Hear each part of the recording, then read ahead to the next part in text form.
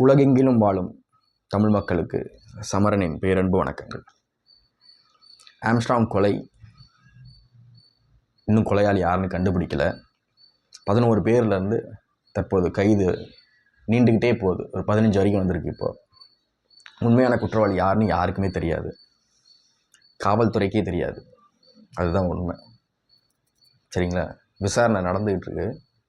முக்கியமான 3 பேர், அதாவது அருள், திருவேங்கடம், அப்புறம் இவர் இன்னொருத்தர் இருக்கார்ல, அது பேர் என்ன, திருமலை, இன்னொருத்தர் 2 பேர் இருக்காங்க. அவங்களை கூப்பிட்டு விசாரணை நடந்துகிட்ருக்கு. பொன்னை பாலு விசாரணை நடந்துகிட்ருக்கு. இதில் இவங்களில் திருவேங்கடத்தை மட்டும்தான் என்கவுண்டர் பண்ணாங்க. என்கவுண்டருக்கான காரணம் நான் முன்னாடி வீடியோவில் சொல்லிட்டேன். ஏன்னா அவர் ஒருத்தர் தான் உண்மையை சொன்னார், போட்டாங்க, முடிஞ்சுது. இப்போ இவங்கள்ட்ட விசாரணை நடத்தும் போது இவங்க ஆளுக்கு முரண்பாடான விஷயங்களை சொல்கிறனால, உண்மையை வெளிப்படையாக சொல்லாததுனால, ஒருத்தரையாக கை நீட்டுறதுனால காவல்துறை சந்தேகப்படும் நபர்கள் அத்தனை பேரையும் அரெஸ்ட் பண்ணுறாங்க. அவங்க உண்மையான குற்றவாளியாக என்னெல்லாம் தெரியாது. இப்போ இந்த கொலை கூட்டத்தில் எல்லா கட்சிக்காரனும் உள்ளே இருக்கான். தேமுதிக தவிர எனக்கு தெரிஞ்சு எல்லா கட்சிக்காரனும் உள்ளே இருக்கான். இப்படி ஒரு புரிதல் இல்லாமல் ஆம்ஸ்ட்ராங் கொலையாளி இவங்க தான் பண்ணாங்க அப்படின்னு பொது வெளியில் பத்திரிகையாளர்கள் என்கிற போர்வையில் பலர் பேசுகிறாங்க. எதன் அடிப்படையில் பேசுகிறாங்கங்கிறது நமக்கு தெரியல. ஆனால் பார்க்கக்கூடிய மக்கள் யார் ஆத்தென்டிக்கான பர்சன், யார் சொல்கிறது உண்மை அப்படிங்கிறத முதல்ல தெரிஞ்சுக்கணும். காவல்துறை விசாரணையில் இருக்கவங்க காவல்துறைக்கு இன்னும் யாருங்கிறது தெரியாதனால தான் விசாரணை நீண்டுக்கிட்டே போகுது. அடுத்தடுத்த ஆட்களை அரெஸ்ட் பண்ணுறாங்க. ஏன்னா காவல்துறைக்கு இந்த நெட்வொர்க் என்னங்கிறது புரியல. இது யாரை லீட் பண்ணி கொண்டு போகுதுங்கிறது தெரில. இப்போ பிஜேபியை சேர்ந்த அஞ்சலையை தேடிக்கிட்டு இருக்காங்க. அவங்கள கட்சியிலேருந்து நீக்கிட்டாங்க. இதில் அதிமுக சேர்ந்தவர் ஒருத்தர் இருந்தார், அவரையும் நீக்கிட்டாங்க. தமிழ் மாநில காங்கிரஸ்லேருந்து ஹரிகரன் ஒருத்தர் இருந்தார், அவரையும் தூக்கிட்டாங்க. விசாரணை ஒவ்வொரு நாள் விசாரணையிலையும் ஒரு தகவல் வருது காவல்துறைக்கு. இந்த தகவல் எங்கேருந்து வருது? கைது செய்யப்பட்ட அவங்க கொடுக்கறது தான். இவன் ஏன் ஒரு நாளைக்கு ஒரு தகவல் கொடுக்குறான்? உங்களுக்கு புரியுதா? இவன் மொத்தமாக குழப்புறான். மாட்டினவன் காவல்துறையை குழப்பிக்கிட்டு இருக்கான். சரியான பாதையில் இன்னும் காவல்துறை போகலை. சந்தேகப்படும் நபர்களை தான் அரெஸ்ட் பண்ணுறாங்க. அவங்க என்ன கடவுளா? காவல்துறை மட்டும் இல்லையே. அவங்களால முடிஞ்சிருந்தால் அவங்களும் செய்ய முடியும். ஸோ அப்படிங்கிறப்போ இதுக்கு பின்னாடி ஆருத்ரா இருக்குது, இதுக்கு முன்னாடி பகை இருக்குது, எதுவுமே இப்போ கணிக்க முடியாது. இதுக்கு முன்னாடி நான் ஆம்ஸ்ட்ராங் கொலை வழக்கு தொடர்பாக சொல்லியிருந்தேன். இதுக்கு பின்னாடி இந்த ஆருத்ராவும் கிடையாது, எந்த உத்ராவும் கிடையாது. இதற்கு பின்னாடி வழக்கறிஞர்கள் இருக்காங்க. ஆம்ஸ்ட்ராங் எந்த சமூகத்திற்காக போராடினாரோ, ஆம்ஸ்ட்ராங் எத்தனை வழக்கறிஞர்கள் உருவாக்கியிருக்காரு, அவர்கள் தான் இந்த ஸ்கெட்சுக்கு பின்னாடி இருக்காங்க. இப்போ கைது செஞ்சுருக்கவங்க கூட யாருன்னு பாருங்கள், பெரும்பாலானவர்கள் வழக்கறிஞர்கள். நான் ஒட்டுமொத்தமாக எல்லா வழக்கறிஞர்களும் சொல்லலை. ஆனால் ஆம்ஸ்ட்ராங் கொலையில் ஸ்கெட்சு போட்டதுலேருந்து ஃபினிஷ் பண்ண வரைக்கும் வழக்கறிஞர்கள் இருக்காங்க. அது காவல்துறையின் விசாரணையிலேயே தெரியுது. விசாரணை செஞ்சுக்கிட்டு இருக்காங்க. கூடிய விரைவில் உண்மை வெளிவரும். அதே மாதிரி இந்த ஸ்கெட்சுக்கு முக்கியமான காரணம் ஒருத்தர் தான் அப்படின்னு சொன்னால் கிடையாது. இது ஒரு டீம் ஒர்க்கு. இதை எக்ஸிக்யூட் பண்ணது ஒரு டீம் ஒர்க்கு. வேறு ஒரு காரணத்துக்காக அதை எக்ஸிக்யூட் பண்ணியிருக்காங்க. இதில் முழுக்க அரசியல் தலைவர்களின் ஈடுபாடு கிடையாது. எந்த அரசியல் பின்னணியும் கிடையாதுங்கிறது என்னுடைய இன்வெஸ்டிகேஷன்லேருந்து நான் சொல்கிற விஷயம், தகவல். சரிங்களா? ஓகே. இப்போது ரஞ்சித் அவர்களை நேற்று நான் சந்திக்கிறேன். ஆம்ஸ்ட்ராங் கொலை தொடர்பாக அவர் ரொம்ப வருத்தமாக இருந்தார். மேடையில் கூட அவர் ஒரு சினிமா தொடர்பான விழாக்கு வந்திருந்தார். சோகமாக இருந்தார். ஒரு ஆக்டிவாக இல்லை. இதுக்கு முன்னாடி இருக்க மாதிரி ஒரு ஆக்டிவாக இல்லை. அவர் முகத்திலே அதை பார்க்க முடிச்சது. பத்திரிகையாளர் சந்திப்பில் அவர்கிட்ட நான் ஒரு 6 கேள்வி முன் வச்சேன். 6 கேள்விக்கும் தெளிவாக பதில் சொன்னார். இனி நான் திமுகவுக்கு ஓட்டு போட மாட்டேன், நான் என்னோடய நிலைப்பாடை மாற்றிப்பேன், ரொம்ப வெளிப்படையாக பேசினார். சல்யூட், பாராட்டி ஆகணும். அவங்க சமூகத்தில் ஒரு தலைவனுக்கு ஒரு பிரச்சனைங்கிறப்ப களத்தில் நின்று அதுக்காக பேரணி எடுக்க போகிறதா இருக்கட்டும், அவருக்கு குரல் கொடுத்ததாக இருக்கட்டும், சமூக வலைதளங்களில் நேரடியாக அவங்கள்ட்ட கேள்வி கேட்டதாக இருக்கட்டும், ஒரு உண்மையான ஆண்மகன் ரஞ்சித்துங்கிறத நான் ஒத்துக்கிறேன். ஏன்னா இதே ரஞ்சித்தை கள்ளக்குறிச்சி விஷயத்தில் நான் விமர்சனம் செஞ்சுருந்தேன். ஏங்க கள்ளக்குறிச்சியில் நீங்கள் கேட்கலாம், அவருக்கும் கள்ளக்குறிச்சி என்ன சம்மந்தம்? ஏன்னா பாதிக்கப்பட்ட பாதி பேர் அவங்க சமூகத்தை சேர்ந்தவர்கள். அவங்க சமூகம்னு நான் சொல்கிறது தலித். நானும் தலித் தான், அவரும் தலித் தான். நீ தலித்னா நானும் தலித் தான், இல்லையா? அப்படிங்கிறப்போ என்னை பொறுத்த வரைக்கும் ரஞ்சித் எனக்கு அண்ணன் தான். நான் அவர் அண்ணன் தான் கூப்பிடுவேன். எனக்கு அவர் அண்ணன் தான். ஓகே. ரஞ்சித்துக்கு இருக்க தைரியம் மாரி செல்வராஜுக்கு இல்லை. இதை நீங்கள் யோசிக்கலாம், ஏன் இந்த கம்பேரிசன் அப்படின்னு. இதுக்கு பின்னாடி ஒரு அரசியல் இருக்குது.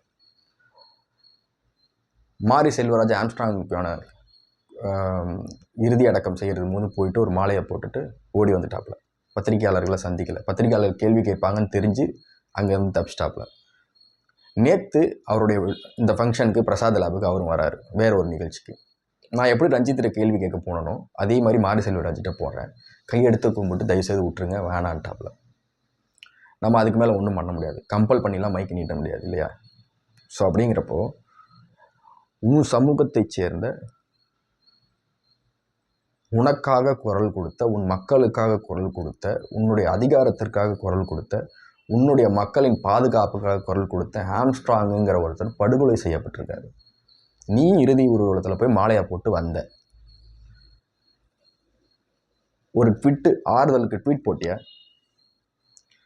ஆம்ஸ்ட்ராங் தொடர்பாக ஏதாவது ஒரு கேள்வியோ வருத்தமோ தெரிவிச்சியா? எங்கேயாவது குரல் கொடுத்தியா?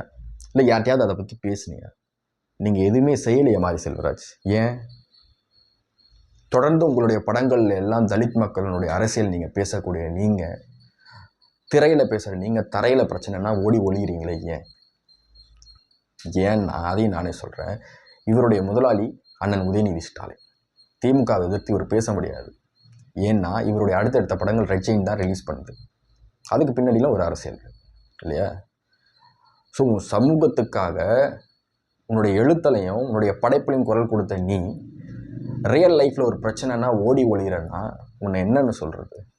உன்னை எப்படி இந்த மக்கள் நம்புவாங்க? திரைப்படங்களில் கோடிகளில் சம்பாரித்து நீங்கள் உங்கள் குடும்பம் செட்டில் ஆகிட்டீங்க, முடிஞ்சுது. கரெக்டாக? இன்னமும் நீங்கள் எந்த மக்களுக்காக குரல் கொடுக்குறீங்களோ அந்த மக்கள் நசுக்கப்பட்டுக்கிட்டே இருக்காங்களே, அது உங்கள் பார்வைக்கு தெரியலையா? அதில் ஒருத்தர் தான் இப்போ இறந்துருக்காரு. நான் கேட்குற கேள்வி சரியா தப்பா? நீங்கள் அதை மட்டும் சொல்லுங்கள்.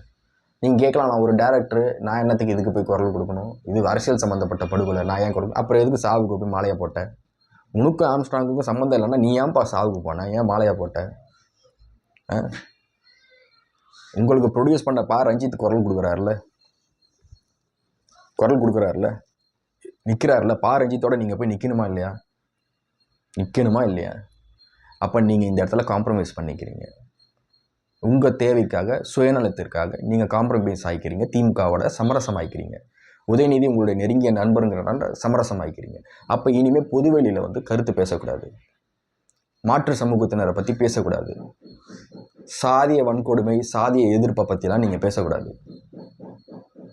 உங்களுக்கு உங்கள் சமூகத்தில் ஒருத்தருக்கு பிரச்சனைங்கிறப்ப நீங்கள் குரல் கொடுக்காம ஓடி ஒளிஞ்சு பயந்தாங்கோலியாக இருக்கீங்கன்னா இனிமேல் வெளியே பேசவே கூடாது.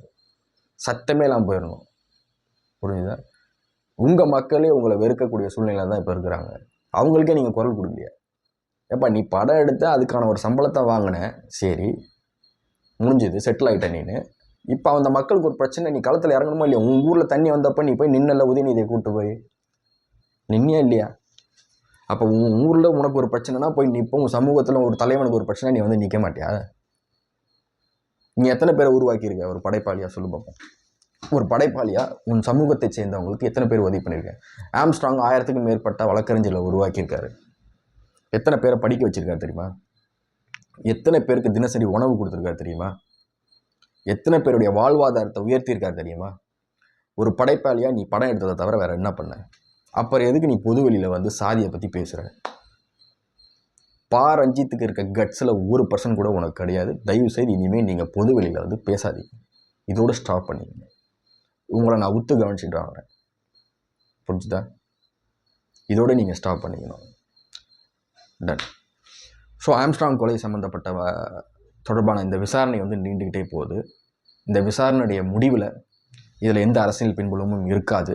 நீங்கள் பாருங்கள், இது ஒருவருடைய பகையால் உண்டாக்கப்பட்ட ஒரு விபத்துன்னு தான் சொல்ல முடியும். அதனால் ஆன ஒரு ரிவெஞ்ச் தான் இது.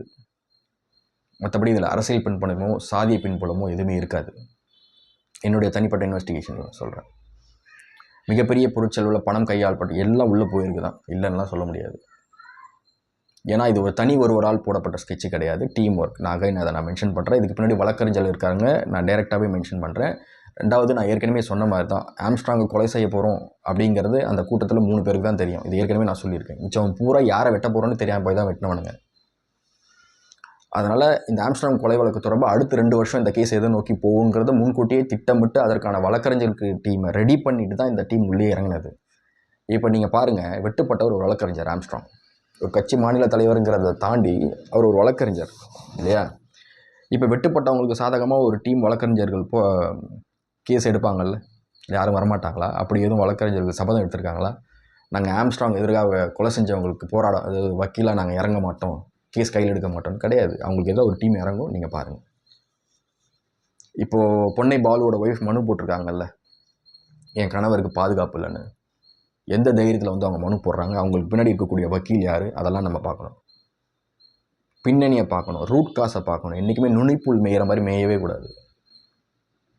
பத்திரிகையாளர் பிரகாஷ் அவர்கள், மூத்த பத்திரிகையாளர் அவர் எவ்வளோ சீனியர், அவர் எவ்வளோ கேஸ் பார்த்துருவார்.